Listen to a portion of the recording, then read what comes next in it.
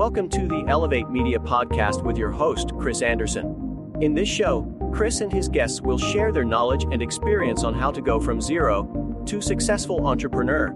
They have built their businesses from scratch and are now ready to give back to those who are just starting. Let's get ready to learn, grow, and elevate our businesses. And now, your host, Chris Anderson. Welcome back to another recording of the Elevate Media Podcast. I'm Chris Anderson, your host. And today, excuse me if I can talk. Today, I brought on Michael Preston, who's going to share just a little bit about his journey and how he's grown his business in the ad space. We're going to learn a little bit about how to be better at ads. If you're putting ads out or thinking about, putting some money behind your stuff to get it out there to more people, we're going to get some information from Michael today. So, Michael, welcome to the Elevate Media Podcast. Yeah, thanks for having me, Chris. Absolutely. So, out of everything in business, right? Marketing, SEO, websites, you're in ads. Why is that? Why did you choose the ad space?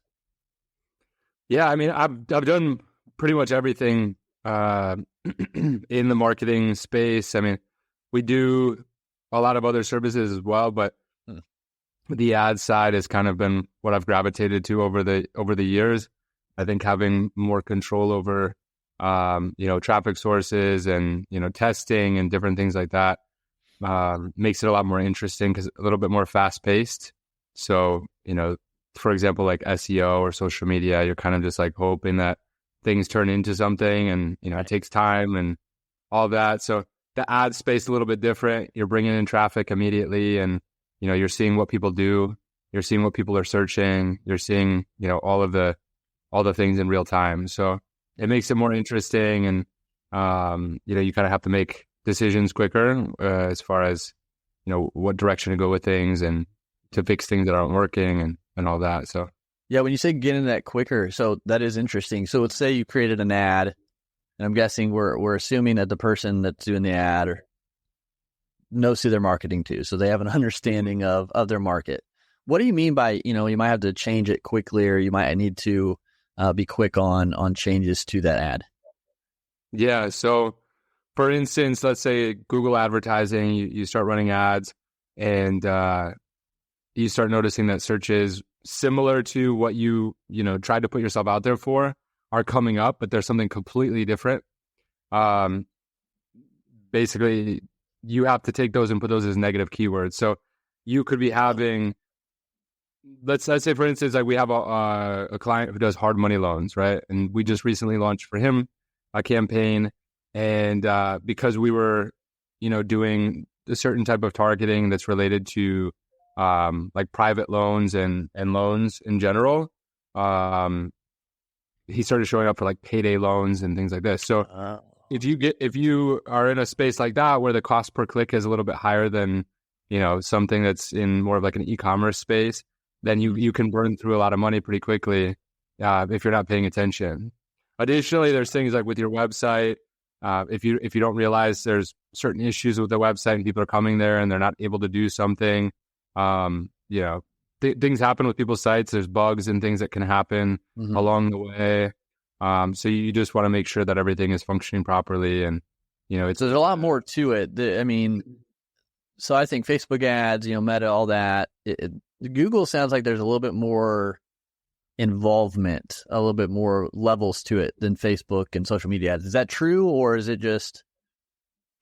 You can see a little bit more of what people are doing. So with Google, you can see search terms that are happening in real time. So you could look at like what searches you showed up for today versus on Meta, like Instagram and Facebook, where you're pretty much just seeing like where you're targeting based off of interest and location and that sort of thing, but you're not as much able to see like how you came up. So gotcha. It definitely gives you a little bit more transparency with all of that. So it's pretty interesting, but both sides are interesting, just different types of advertising. So. Yeah. So you couldn't use two of the same, like you couldn't use the same quote unquote post on both platforms, or could you just had to tweak some things for Google versus Facebook? You can for YouTube. So if you do like video ads, you can do them on YouTube, part of Google's ad platform. Okay. But like Google search ads are probably one of the best out of all, depending on what you're doing. Search ads, shopping ads, those are both really great. YouTube ads are great as well, but just different type. It's more along the lines of advertising on like Meta. So gotcha. So the search ads in Google, you're meaning like when you search something, it's like one of the top like sponsored. Is that correct, or am I off on that? Exactly. Yeah. Okay. And then the shopping is at the very top when you're searching for products. Yeah, they come up there at the top, and it's got like the pictures and the price, kind of like how Amazon has all of their products up there. So yeah. Okay. So is there, when people, like, obviously this is why people pay people to do some of this, because it can probably get pretty tricky with, like you said, the negative keywords, the words you don't want to show up for, and your pixel and everything like that, and you don't want to burn through money. So if someone is trying to go at this on their own, are there anything recommendations you would give them so they can maybe start out and not completely just burn through all their investment? Yeah. So I would say probably number one would be to watch a lot of YouTube videos.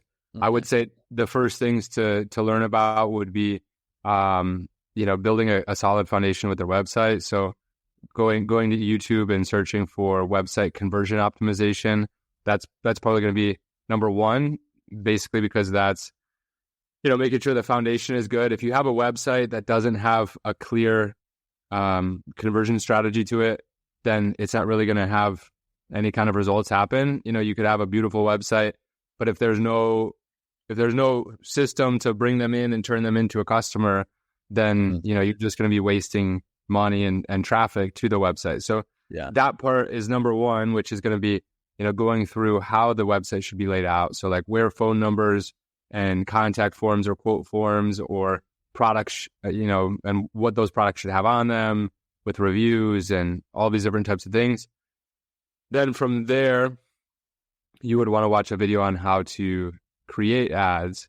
So how to set those up, how to do your targeting, and then how to launch those as well. And then the other part that you would want to also go along with that is how to set up your tracking, because you want to make sure the tracking's all set up.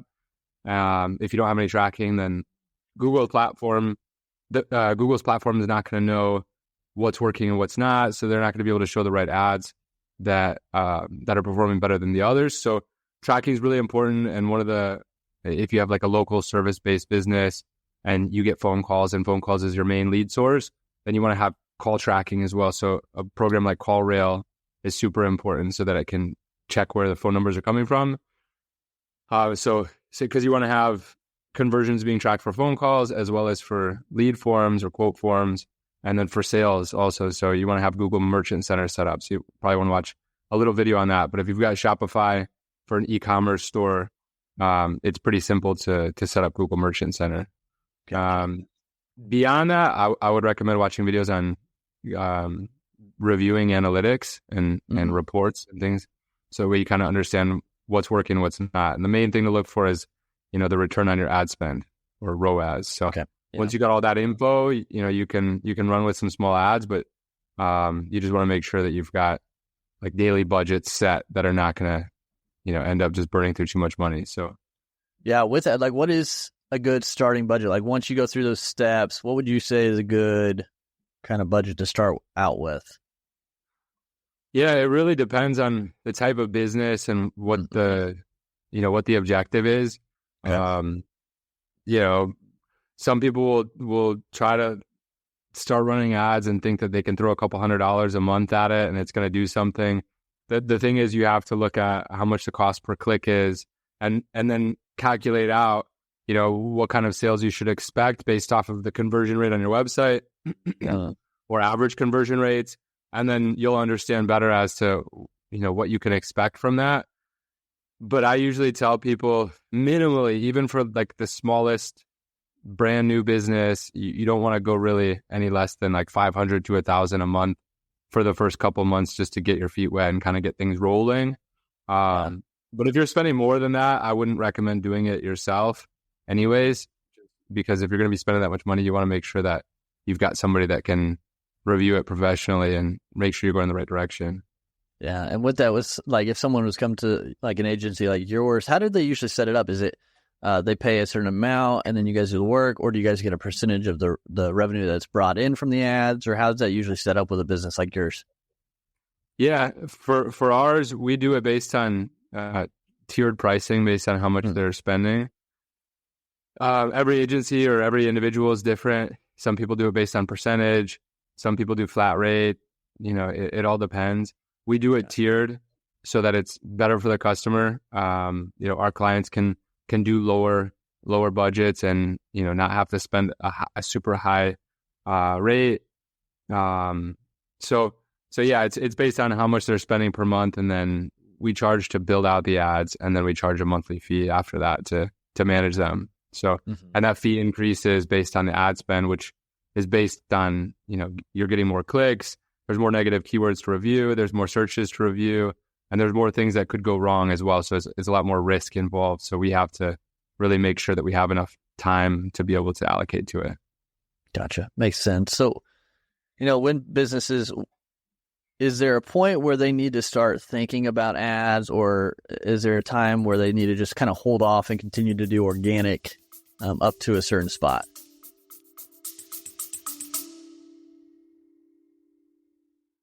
You love listening to podcasts, but have you ever thought about starting your own podcast? Maybe you want to build a brand, grow your business, or are looking for an excuse to talk about your favorite hobby. Whatever your reason for making a podcast, Buzzsprout is the place to start. Since 2009, Buzzsprout has helped over 300,000 people launch their own podcasts. Buzzsprout walks you step by step through the whole process and will give you powerful tools to start, grow, and monetize your podcast. Ready to get started? Click the link in the show notes to get our free step-by-step guide to starting your podcast today. Yeah, it was a good question. I mean, for me personally, if I'm starting a business, I want to see the business grow. Some people just want like a certain amount of income and, they're happy with that. Maybe it's a side project. But if someone's actually trying to scale the business and turn it into something, I would recommend starting from scratch with ads right away. If I create a new product or service that I want to offer, I'm going to be testing it from day one. So that's, you're building the website, you're going to put everything together, you're going to put out your offering, and then you're going to build out some ads and see how those go. If they don't do well within the first couple of weeks, then you got to go back to the drawing board and figure out what's wrong, and then, start running ads again. So I personally think that it's something that should be started straight away from the beginning, depending on what type of business it is. Obviously, some businesses may not do as well with advertising, but yeah. Well, so with that, like say a business is starting out doing some ads, or they decided to jump in and start doing ads. What do you see right now, at least, converting well as far as an ad goes? Is there a specific layout, structure of the ad, and what does that kind of look like that gets maybe the best reviews or clicks through? Yeah. Well, it depends on which type of ad. So for like video ads, let's say on Meta, a lot of the stuff that works really well is video content that looks like it could fit just normally within your friends' feeds or people that you follow. Okay. So it's, like an individual talking about the product or talking about their experience, walking them through what their experience was like, and kind of like a general review video, like what you would see on TikTok or Instagram Reels or something like that. A lot of times that stuff works really well. So I would recommend if you're gonna create a video, to do something along those lines. It doesn't have to be, like a fully produced video. It could just be a video like that where it's an individual talking, like a user generated content kind of video. As far as the text goes, so one thing I would recommend for people who might just be starting out would be to jump in and use something like ChatGPT or an AI program to fill out some copy for them. And you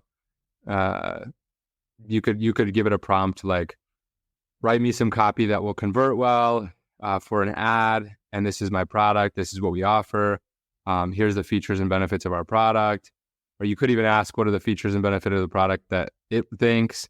And a lot of times it can come up with that information, and that would be a good starting point because, in order to understand everything from a big picture, it might be difficult for somebody that's just starting out, but using a program like that, they can then fine tune it after, so they can write it up and then put it in their own type of tone to have some general type of structure to go with it. Yeah, and that's great because ChatGPT AI is becoming such a more prevalent tool to be able to use. With that too, you mentioned making sure the copy fits on the product or service. But do you find ads do better if they're not necessarily selling directly, but maybe leading people towards a lead magnet? Do those do better than the direct, hey, here's my thing, do you want it, kind of like the free thing to lead into the funnel, or the actual service itself? Yeah, that does well also, but it's just a different type of approach. A lot of times we'll do that side by side. So there'll be some sort of lead magnet that goes with, with the ads, but it'll be going to like a different landing page, or just be, part of what their pop-up is on their website. And it happens through that with like an email drip sequence that happens after. So, like having automation and all that set up, it's important if you're going to do a lead magnet. Yeah. Because otherwise, if you're not following up with those emails that you're capturing, and, just in case anybody doesn't understand what a lead magnet is, it's like if you're giving a free guide, right? So, to have on the website with a pop-up that's like, learn how to manage your money better, or learn how to, like for instance, because we were talking about the hard money loan thing. Yeah. It could be about like navigating private lending and for real estate investing or something like that, or navigating funding for real estate investing. Download it by putting in your email, and then they get that in their email, and then having a series of emails that go out after that walk them through a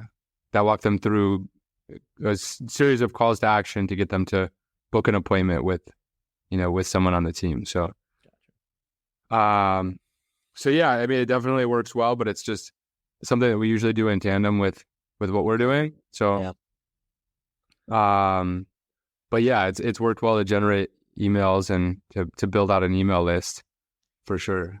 And now a lot of people who listen to the show, or majority, might have podcasts. Do you see ads directing people to listen to podcasts do well still as just like kind of a lead magnet, or do you see less of those kind of ads out there? Haven't really had much experience with that. I've ran ads for a podcast in the past. This was probably like 6 years ago or so, but it was more of an entertainment podcast. It was an actress that made this podcast about her life growing up. It was like a series of podcasts going through that. So we were able to send a lot of traffic in there. Then that was just through, I think, Facebook ads to like a landing page. But as far as like sending people into a podcast prior to getting them clients, I imagine that it would work really well. Yeah, to bring them in and they can listen to, to target people based on what that particular podcast was about, and then target their interests and all that. Maybe even show like clips of the podcast and then link to it. Yeah, because with Facebook Meta, you can take an ad and can you retarget those who like took action on it? Is that possible? Yeah, you can retarget people who took action. You could retarget people who've been to a certain website. You can retarget people who who watched more than a certain amount of your video. So if you have video ads playing to a large audience, then you can retarget people who watched any of those videos over, let's say, 50%. So they would, recognize your face or recognize the brand and all that. So then you can hit them again and obviously get closer to bringing them down the funnel. Gotcha. And with that on Meta, that's within their business suite, right? You can do all that in the background of the business suite. Like which suite? What do you mean? Within Meta to create the ads, is it called their business suite, or is it changed? I get what you're saying. Yeah. Yeah, I think it might be called Business Suite now. I think there's like one version that they changed up to be called Business Suite. Or Ad Center now. I think it's changed a lot. Yeah, Facebook changes stuff so much, and they have so many different names for things. Yeah. But yeah, you can do that in the Facebook, because it used to be Facebook Business Manager. I think Right. it might still be. I don't even know anymore. Yeah. Now it's Meta. Now it's Meta and everything else. So Right. Okay. Cool. yeah, you can do all that in the back end there. So you just want to make sure you have your pixel set up properly, and then. So what is a pixel for those who don't know? Yeah, pixel. So that's setting up the code on your website that basically syncs all of the data with Meta, so that I can see what's happening on your website, and then give that back to Meta to use for Facebook and Instagram ads. But that includes things like, page views, ads to cart, purchases, purchase value. Those are majority, like lead, contact, submission. You can also make some custom ones too, like certain thank you pages and things like that. But for the most part, you just want to use all the basics, and it's pretty easy to integrate into a website like Shopify or WordPress. Gotcha. I mean, this has been a lot of good information. I think people probably like mine, the minds are just running with what you could do with ads now. To kind of round things out though, I know you kind of said the three things you could do to get started. So obviously not doing those would be a mistake, but what mistakes, some big mistakes have you seen people make when they've tried to run ads on their own? Yeah, I think the biggest mistake is not optimizing their website or not making sure that their website has the certain things that it needs. I'll see it a lot of times with people that they'll think that their ads are doing decent, and the website's like missing a phone number at the top when the phone number is the most important part they've got at the bottom of the site. No call to action, or when you land on the website, there's no immediate understanding of what the business is even doing. They just have a picture and a logo and the text at the top, and it's like, okay, well, like, what am I looking at? So when people click from an ad, they're super confused.